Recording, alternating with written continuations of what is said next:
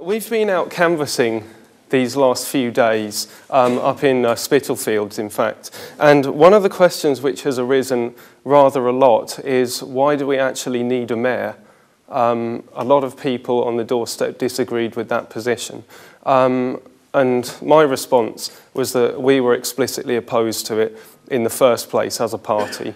Back in May, we voiced our opposition to it very clearly. Now, that is still our position, so your next question is probably, why am I standing here?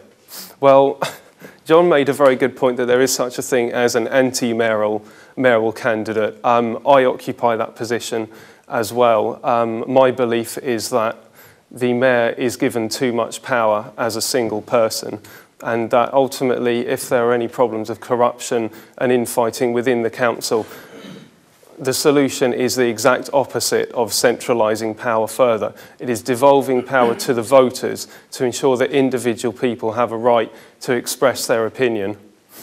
Now, as a mayoral candidate, I am the only one that offers a right of recall, which is to say that if voters are dissatisfied or feel underrepresented by the mayor that's in power, they then have the right as voters to call an election early and to actually remove that mayor from office.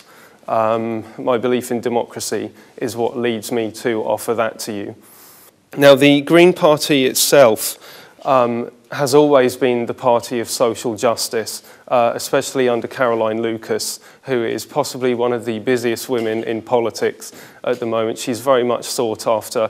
She is the one who is leading the fight against cuts nationally as well as locally in London, obviously, being a Westminster politician. The Green Party itself believes that we shouldn't be pigeonholing people. We should not be trying to cater for people as part of any particular culture or any particular special interest group. We should be here to cater for people as individuals with their own entirely separate, unique needs. That is one thing that I would like to bring to Tower Hamlets. On that note, we do have a stance on education, for instance, which is that we would like local schools to remain in local authority control to ensure that they are as mixed and as multicultural as possible, because pigeonholing people by culture and sending them off to separate schools is entirely the opposite of multiculturalism. It is monoculturalism, and that's one thing that I would like to see the end of, because I do believe that that policy over the last few years has been extremely damaging to social cohesion, and I believe that we have seen rising tensions between the various cultures of Tower Hamlets as a result.